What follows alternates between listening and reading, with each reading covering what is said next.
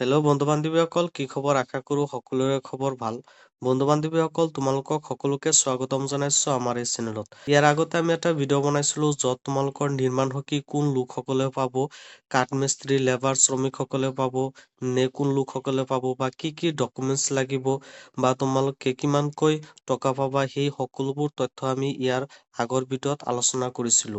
আৰু তোমালোকক পৰৱৰ্তী সময়ত এটা ভিডিঅ' বনাই দিব খুজিছিলো তোমালোকে কেনেকৈ নতুন হলে ৰেজিষ্ট্ৰেশ্যন কৰিবা, বা তোমালোকৰ যদি আইডি আছে তেতিয়াহলে কেনেকৈ লগ ইন কৰিবা সেইটোৰ বিষয়ে তোমালোকে, আৰু বা তোমালোকে কেনেকৈ ইয়াতে আবেদনখন কৰিবা সেইটোৰ বিষয়ে তোমালোকৰ এটা ভিডিঅ' বনাই দিম বুলি কৈছিলো। আৰু তোমালোকে এতিয়া কেনেকৈ আবেদনখন কৰিব পাৰিবা, বা তোমালোকে কেনেকৈ লগ ইন কৰিব পাৰিবা, বা নতুন যদি হোৱা তেতিয়াহলে তুমি কেনেকৈ ৰেজিষ্ট্ৰেশ্যন কৰিব পাৰিবা সেইটোৰ বিষয়ে আমি এই ভিডিঅ'টোত আলোচনা কৰিম। ত' বন্ধু বান্ধৱীসকল, আহা আমি ভিডিঅ'টো আৰম্ভ কৰো।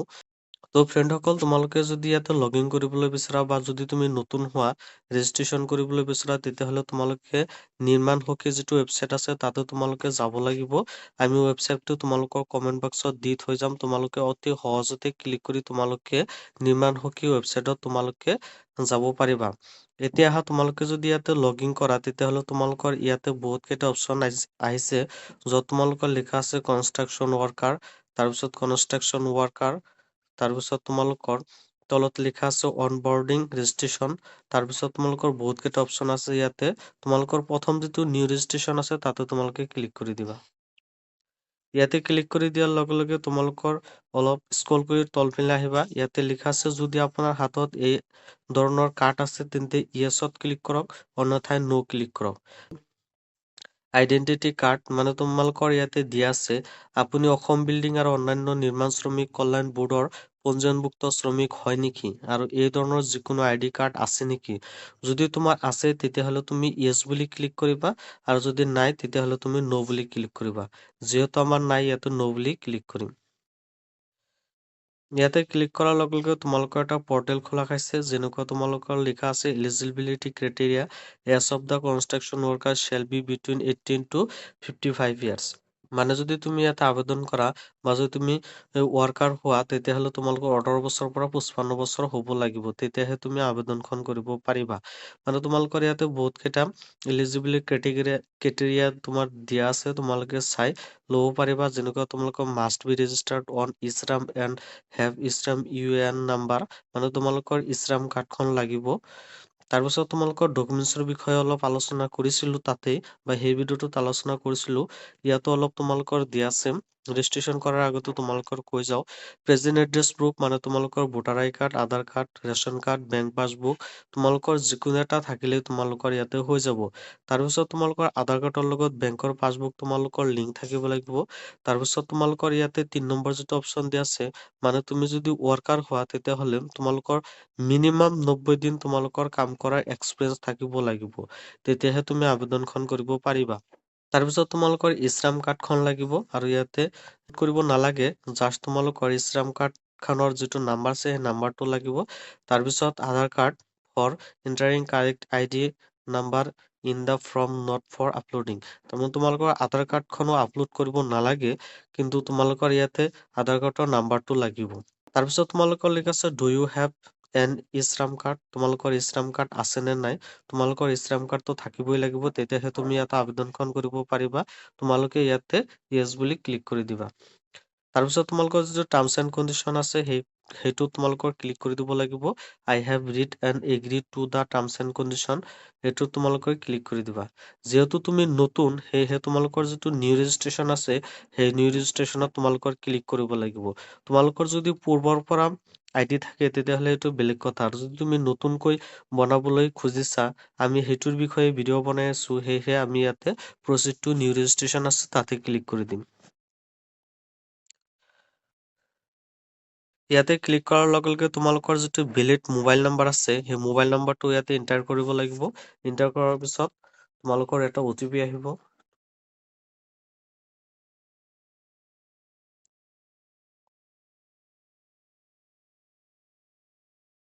OTPটো আহি গৈছে, OTPটো তোমালোকে ইয়াতে বহাই ল'বা। বহাৰ পিছত তোমালোকৰ নেক্সট প্ৰচেছত তোমালোকক লৈ যাব। তাৰপিছত ছাবমিট OTP বুলি লিখা আছে, তাতে তোমালোকে ক্লিক কৰি দিবা। ইয়াতে ক্লিক কৰি দিয়াৰ লগে লগে তোমালোকৰ OTP ভেৰিফাইড ছাকচেছফুলি বুলি লিখা আহিব। তাৰ তলত তোমালোকৰ অকে আছে, অকে বুলি ক্লিক কৰি দিবা। ইয়াতে অকে ক্লিক কৰি দিয়াৰ লগে লগে তাৰপিছত তোমালোকৰ সোঁ চাইডত এটা অপশ্যন আছে চেক ৰেকৰ্ড, তাতে তোমালোকে ক্লিক কৰি দিবা। ইয়াতে ক্লিক কৰি দিয়াৰ লগে লগে তোমালোকৰ নিউ ৰেজিষ্ট্ৰেশ্যন যিটো আছে তাতে তোমালোকে ক্লিক কৰি দিবা।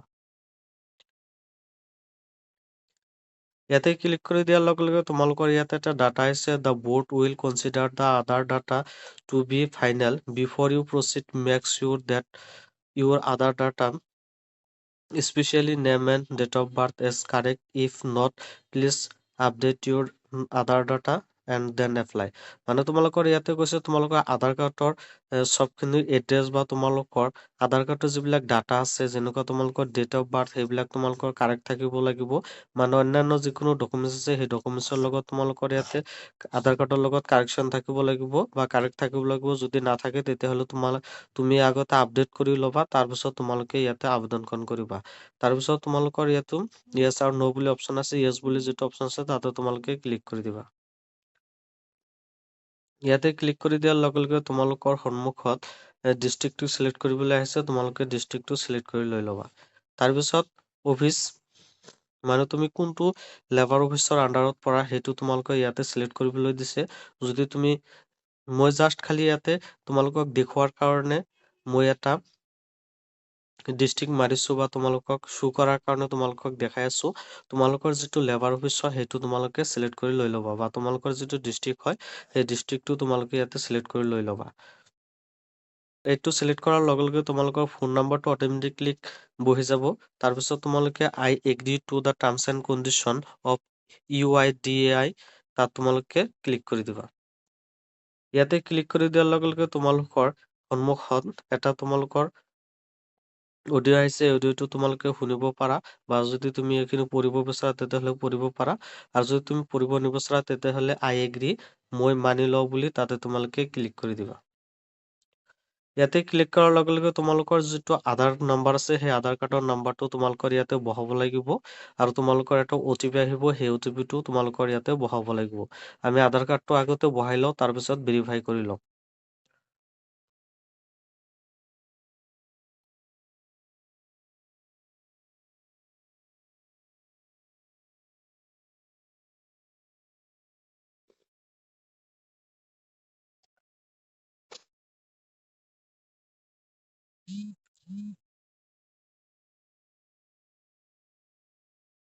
তাৰপিছত তোমালোকৰ কনচেন্ট ফৰ OTP তোমালোকৰ এইটো টাৰ্মছ এণ্ড কণ্ডিশ্যন দিয়া আছে, ইয়াতে তোমালোকৰ ক্লিক কৰিব লাগিব।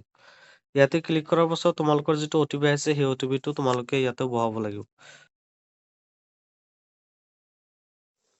তাৰপিছত ছাবমিট OTP বুলি লিখা আছে তাতে তোমালোকৰ ক্লিক কৰিব লাগিব।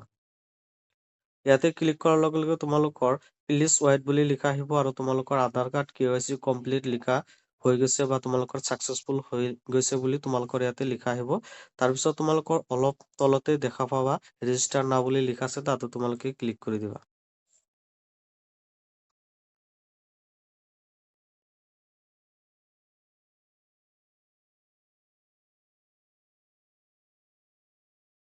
ইয়াতে ক্লিক কৰাৰ লগে লগে তোমালোকৰ টেম্পৰাৰী মানে তোমালোকৰ এটা ৰেজিষ্ট্ৰেশ্যন ID হৈ যাব।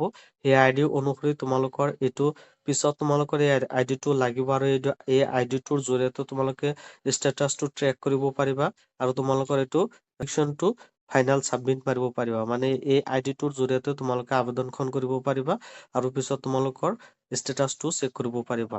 তাৰপিছত তোমালোকৰ ইয়াতে এইটো স্ক্ৰীনশ্বট মাৰি ৰাখি থৈ দিবা আৰু তাৰপিছত তোমালোকৰ তলত অকে বুলি আছে, অকে ক্লিক কৰি দিবা। তাৰপিছত তোমালোকৰ have you previously submitted application for registration by paying মানে তোমালোকে যদি এইটো আবেদন কৰা তেতিয়াহ'লে তোমালোকৰ 25 টকা ড্ৰাফ কাটিব লাগিব। মানে তোমালোকৰ 25 টকা তোমালোকৰ ইয়াতে ফিজ কাটিব লাগিব। তুমি ইয়াতে যদি কনফাৰ্মেশ্যন য়েছ বুলি দিয়া তেতিয়াহ'লে তোমালোকৰ এইটো ফিজ যাব আৰু যদি তুমি এপ্লাই কৰিব নোখোজা তেতিয়াহ'লে ন' বুলি ক্লিক কৰি দিবা। তাৰপিছত তোমালোকৰ বেছিক ডিটেইলছ বহাবলৈ দিব, মানে তোমালোকৰ সন্মুখত বহুত কেইটা কেটেগৰী আহিছে। এই কেটেগৰী বিলাক তোমালোকৰ ইয়াতে ফিল আপ কৰিব লাগিব। তোমালোকৰ ক'ত কি লাগিব, যেনেকুৱা তোমালোকৰ বেছিক ডিটেইলছ বিলাক বহাব লাগিব। তাৰপিছত ৱৰ্কাৰ এড্ৰেছ, তুমি ক'ত কাম কৰা সেইটোৰ বিষয়ে তোমালোকৰ ইয়াত বহাব লাগিব। তাৰপিছত বেংক ডিটেইলছ বিলাক বহাব লাগিব। তাৰপিছত ফেমিলি ডিটেইলছ, তোমালোকৰ পৰিয়ালৰ বিষয়ে ইয়াতে বহাব লাগিব। তাৰপিছত চাৰ্টিফিকেট ডিটেইলছ, মানে তোমালোকৰ যদি ৱৰ্কাৰ চাৰ্টিফিকেট থাকে সেই চাৰ্টিফিকেট তোমালোকৰ ইয়াতে শ্ব' কৰিব লাগিব। তাৰপিছত তোমালোকৰ স্কিম ডিটেইলছ, সেইটোৰ বিষয়ে তোমালোকৰ ডিটেইলছ বিলাক তোমালোকে ভৰাব লাগিব। তাৰপিছত আপলোড ডকুমেণ্টছ, মানে তোমালোকৰ ডকুমেণ্টছবোৰ ইয়াতে ভৰাই দিব লাগিব। তাৰপিছত তোমালোকৰ প্ৰিভিউ কৰিবলৈ দিব, মানে তোমালোকৰ এপ্লিকেশ্যন কৈ আকৌ চাবলৈ দিব। যদি চব ঠিক ঠাকে থাকে তেতিয়াহ'লে পেমেন্ট কৰি ফাইনেল চাবমিটখন মাৰি দিবা। তোমালোকৰ এপ্লিকেণ্ট নেম যিটো আছে তাতে তোমালোকৰ নেমটো আহি গৈছে। তাৰপিছত তোমালোকৰ ইয়াতে চব ডিটেইলছ আহি গৈছে, যেনেকুৱা তোমাৰ নাম, তোমাৰ দেউতাৰ নাম, তাৰপিছত তোমাৰ ডেট অফ বাৰ্থ, জেণ্ডাৰ।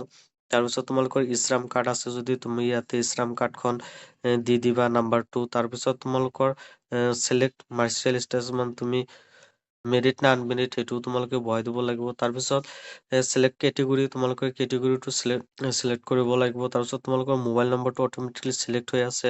তাৰপিছত যদি তুমি শিকোৱা তেতিয়াহ'লে তোমালোকৰ এইটো এডুকেশ্যন কিমানলৈকে আছে এইটো তোমালোকৰ ইয়াতে বহাই দিব লাগিব। তাৰপিছত তোমালোকৰ ব্লাড গ্ৰুপটো বহাই দিব লাগিব। তাৰপিছত তোমালোকৰ ইমেইল আইডি দিলেও হ'ব, নিদিলেও হ'ব। তাৰপিছত তোমালোকৰ ইয়াতে পান কাৰ্ড নম্বৰটো দিব লাগিব। তাৰপিছত তোমালোকৰ যদি ৰেচন কাৰ্ড আছে তেতিয়াহ'লে ৰেচন কাৰ্ডটো তোমালোকৰ ইয়াতে নাম্বাৰটো বা ৰেচন কাৰ্ড আছে নে নাই সেইটো তোমালোকৰ চিলেক্ট কৰিব লাগিব। মানে তোমালোকৰ তোমালোকৰ বেছিক ডিটেইলছবোৰ ভৰাই তোমালোকে এপ্লাইখন কৰিব লাগিব। ত' বন্ধু বান্ধৱীসকল, তোমালোকৰ বাবে এইটোৱে ভিডিঅ' আছিল। যদি তোমালোকৰ মনত কিবা আৰু প্ৰশ্ন থাকে তেতিয়াহ'লে তোমালোকে কমেন্ট কৰিব পাৰা, মই চলিউশ্যন কৰি দিম। আৰু যদি তুমি আবেদনখন কৰিব নোৱাৰা তেতিয়াহ'লে কমেন্ট কৰি দিবা আৰু ডিটেইলছ খিনি দি দিবা, মই তোমালোকক আবেদন কৰি দিম।